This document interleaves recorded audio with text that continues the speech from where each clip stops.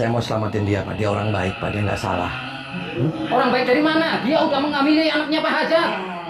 Ngambilin siapa? Hah? Ngambilin? Kamu yang ngambilin, jangan-jangan. Bukan saya. Kalau saya Kamu. lagi memenuhi ritual guru saya. Kamu zolim semuanya, tahu zolim. Dolim dari mana? Dia orang baik, Pak. Kenapa kamu tuduh? Dia bukan apa yang kamu prasangkakan ke dia. Dia tukang cabul. Dia Orang kiai, Pak. tuanya. Dia kiai, Pak. Baik, dia ngajar, Pak. Banyak santrinya. Saya bersaksi, Pak. Dia orang baik. Paham tidak?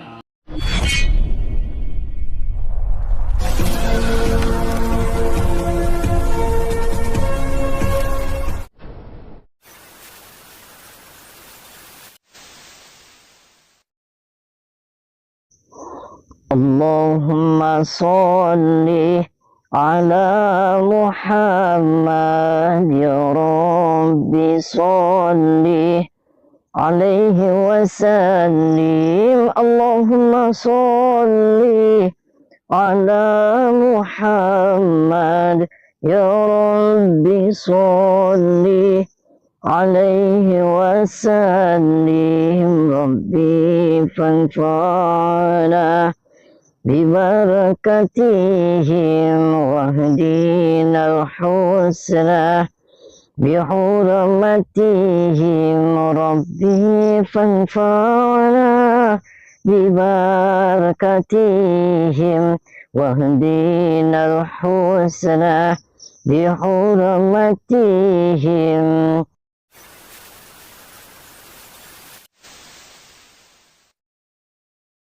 Saya ada misi khusus, Densus 101, anti pengemburutan, anti pengeceritan, anti pengecelakan. Yes. Jadi saya itu ditelepon sama keluarganya Kiai Gugun. Keluarganya Kiai Gugun itu lagi panik. Kiai Gugun punya pesantren, banyaklah santrinya ratusan, putra dan putri.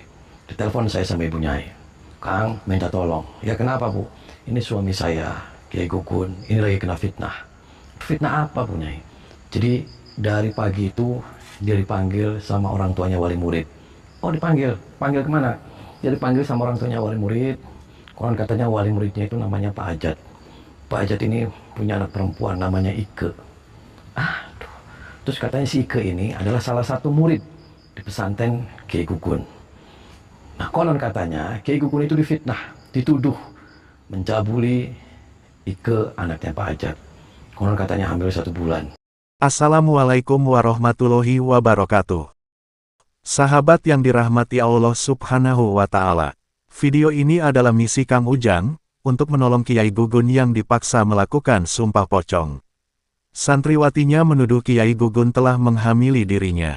Kiai Gugun tidak bersedia mengakui perbuatan bejat yang tidak dia lakukan, sehingga orang tua santriwati tersebut sangat marah dan memaksa sang Kiai melakukan sumpah pocong.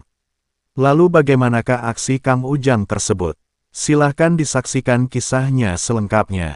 Semoga Allah Subhanahu wa Ta'ala senantiasa memudahkan Kang Ujang Bustomi dalam menjalankan setiap misi dakwahnya.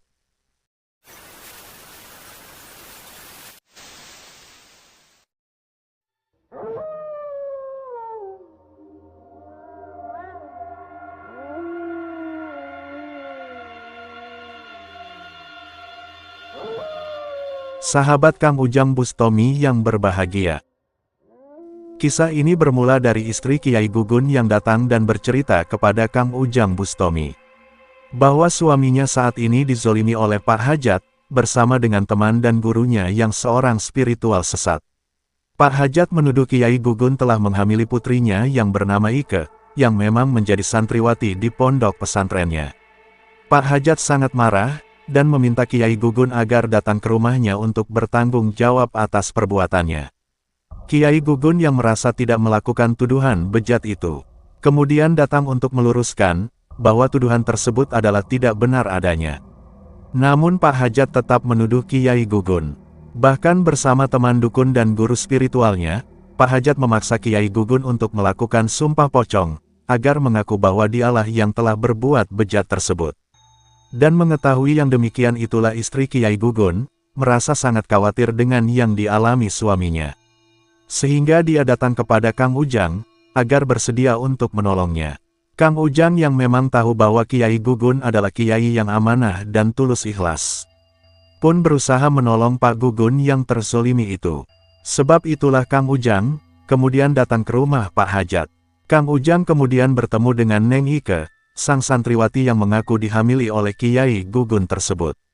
Dan di hadapannya dan keluarga besarnya, Kang Ujang pun langsung menyampaikan tujuannya. Bahwa dia datang, adalah untuk meluruskan tentang tuduhan Neng Ike yang tidak benar itu. Kang Ujang pun akhirnya juga mengetahui kondisi Kiai Gugun. Dalam keadaan tak berdaya, Kiai Gugun ternyata dibungkus kain putih, dan dipaksa melakukan sumpah pocong. Dan merasa marah dengan perlakuan yang tak manusiawi itu, Kang Ujang kemudian ngamuk menghajar sang dukun, untuk berusaha menolong Kiai Gugun. Pak, dia seorang kiai, Pak. Anda jangan perlakukan dia seperti itu. Dia tidak pernah melakukan pencabulan. Jangan kamu fitnah sepihak dong. Ini permintaan orang tuanya kok. Permintaan apa? Suruh dipocongin. Ya kamu aja saya pocongin, Pak. Sekalian dikubur sama saya. Gila aja semuanya. Jadi ngelawan kamu. Edan kan kamu? Edan kamu.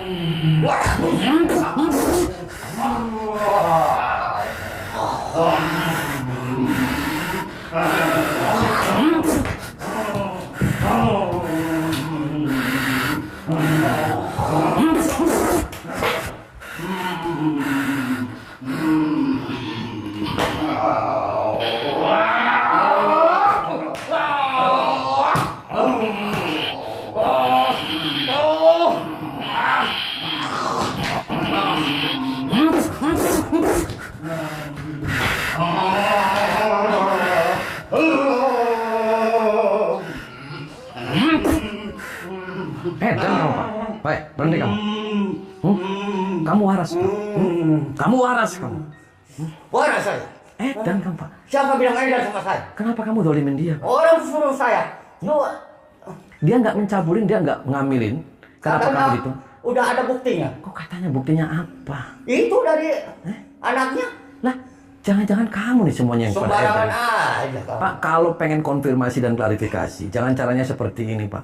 Datang baik-baik ke pesantren beliau, terus ngomong disaksikan keluarganya, terus kalian visum. Kamu jangan kayak gitu. Ini malah kamu dipanggil sendirian di sini, nggak ada keluarga yang menyaksikan. Jahat kamu. Enak aja lu bilang. Terus biar apa dia disumpah pocong? Orang. Biar apa dia disumpah pocong kayak gini? Biar apa? Hah? Biar mampus sekalian. Kok biar mampus tuh? Kamu niatnya jahat kamu. Parah. Persetan dengan dia. Kok persetan? Ya kamu yang persetan, Pak. Bubarin ke tempat ini. Hah? Bubarin aja kalau berani. Jangan kayak gitu. Saya nyatakan nih, Pak, saya atas nama Kiai Gugun. Wallah hak, dia nggak pernah melakukan apa yang kamu tuduhkan. Itu dia katanya udah mencabuli itu. Kan katanya, Pak, emang kamu melihat? Jangan kayak gitu, Pak. Dolim namanya. Paham tidak kamu? Hah? Paham. Edan kan kamu? Kamu edan? Ya, Hah?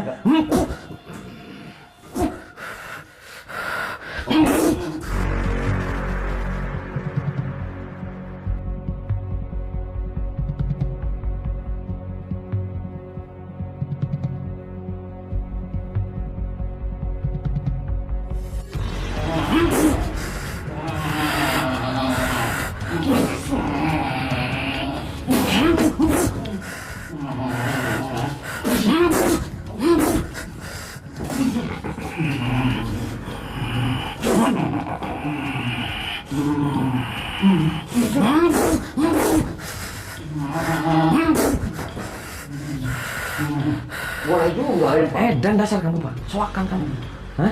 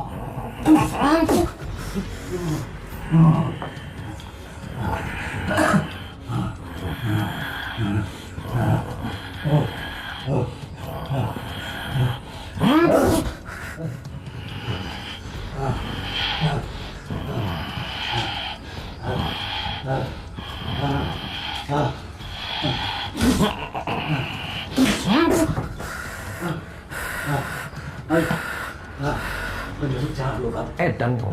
Bengek tuh kamu, Pak. Kamu jangan jahat sama orang, Pak. Tahu jangan jahat sama orang. Paham tidak kamu? Kemarahan Kang Ujang memang sudah tidak bisa tertahankan.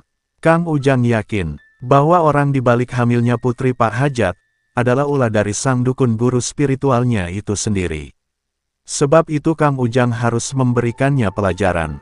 Kang Ujang harus menghancurkan sang dukun agar mengakui perbuatan bejat yang telah dia lakukan. Maka terjadilah pertarungan yang hebat Kang Ujang dengan sang guru dukun dari Pak Hajat itu. Dengan kekuatan yang dimiliki, mereka saling berusaha menyerang dan menghancurkan. Dan pada akhirnya, ilmu hikmah Kang Ujang yang kemudian menunjukkan kekuatannya. Ilmu yang luar biasa itu menghantam sang dukun, hingga tubuhnya tumbang terkapar tak berdaya. Dan setelah menghancurkan sang guru dukun terlaknat itu, Kang Ujang pun segera mendatangi Pak Hajat. Kang Ujang ingin menyampaikan kejadian yang sebenarnya, bahwa hamilnya putrinya bukanlah perbuatan dari Kiai Gugun. Dan pelakunya tidak lain, adalah sang dukun santet guru spiritualnya itu sendiri. Minta maaf sama dia. Tidak, karena dia salah. Salah. Ngapain dia salah kita minta maaf? Aturan dia yang minta maaf. Jangan saya. sampai saya emosi, Pak. Silakan emosi. Guru kamu sudah mati semuanya. Silakan Anda emosi sama saya, tapi saya tidak terima anak saya dilakukan seperti itu. Tidak, saya katakan Pak dari awal dia tuh nggak ditumbangin sama Kiai dia. Orang anak jelas-jelas anak saya ngomong seperti itu. Nah, dia bohong, Pak. Enggak, saya tetap percaya dengan anak Dia saya. ada tekanan batin. Saya percaya dengan anak saya 100% Kamu ini saya lagi percaya. kemasukan setan sama guru kamu. Tidak. Istighfar, Pak. Bisa Enggak, istighfar. udah istighfar apa? Istighfar, Pak. Udah jelas-jelas dia salah kok. Bisa Kiai istighfar, macam Pak. apa? Tidak. Jangan kayak macam apa kamu maksudnya apa kamu? Dia jelas salah.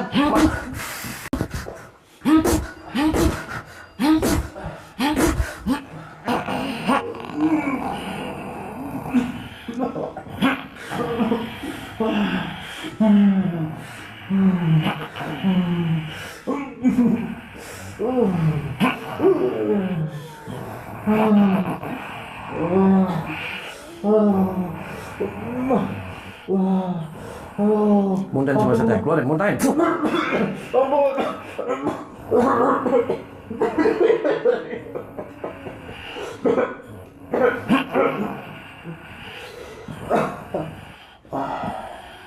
Minta istighfar kamu. Jujur sama saya, kamu numpakin anak kamu. Tidak, Pak. Sumpah. Sumpah, saya tak sekejam itu dengan anak saya, apalagi dia jelas darah daging saya, Pak. Jangan bohong. Kalau bohong kamu hilang burungnya. Saya tidak bohong, Pak. Saya berani sumpah. Saya berani sumpah, apalagi dia anak saya. Diam.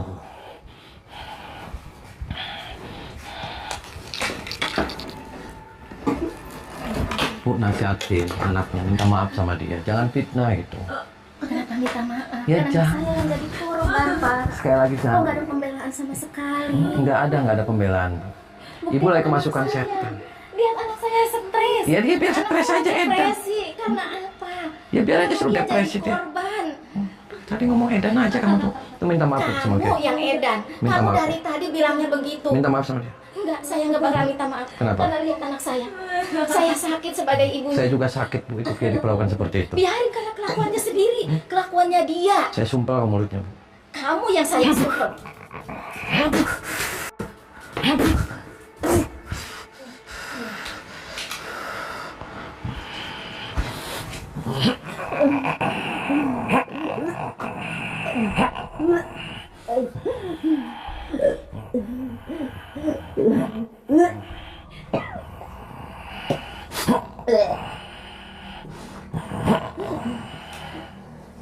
Baca istighfar kamu.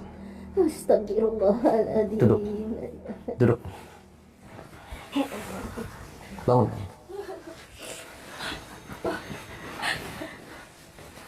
Diam. Sini. Pejamin matanya. Merem. Tarik nafas dari hidung, bukan dari mulut.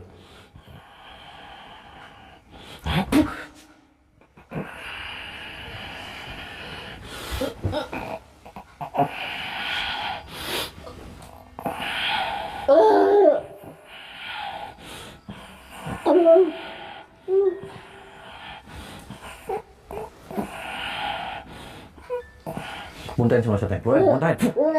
Terus.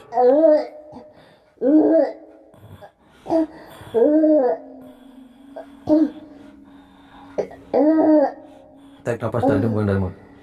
Baca istighfar. Terus. Diam di sini.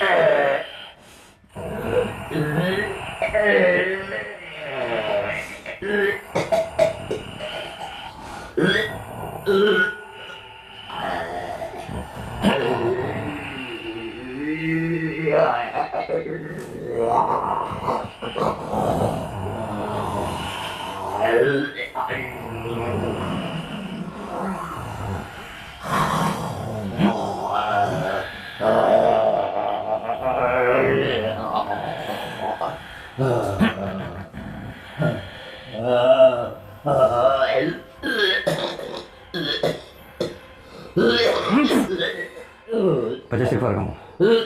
Baca istighfar. Duduk. Duduk. Jujur sama saya, kamu numpakin ya. Ampun. Kamu yang numpakin. Nih, diam. Tocok sama. Oh, kamu numpakin. Ngaku saya. Memang saya yang sudah merkosa dia. Jangan tanya. Diam. Ampun. Bangun kamu. Sini kamu. Sini Bu, bawa. Anaknya bawa ke sini. Ayo nak kita keluar.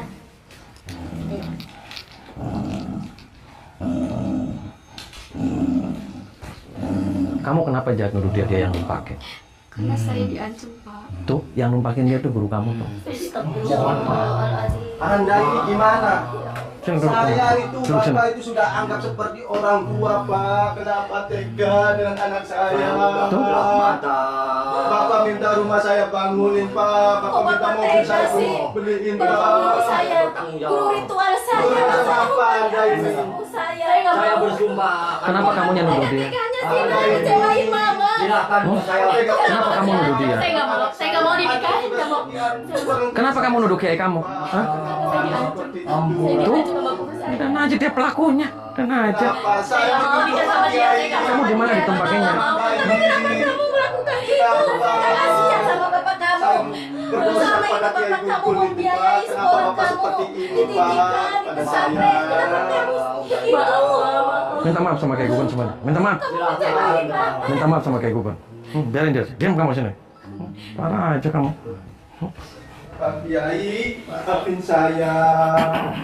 Maafin. Maafin saya sudah senang kamu. Kamu jahat. Pak Kiai. Maafin keluarga saya. Udah kamu nikah sama dia? Mau kamu nikah sama Saya dia? malu. Saya nggak fitnah dia, Pak. Kamu mau nikah sama dukun itu? Enggak. Hmm? Saya nggak mau. Terus mau nikah sama kiai? Saya malu. Saya sudah fitnah. Tuh, gimana tuh? Sudah begini gimana?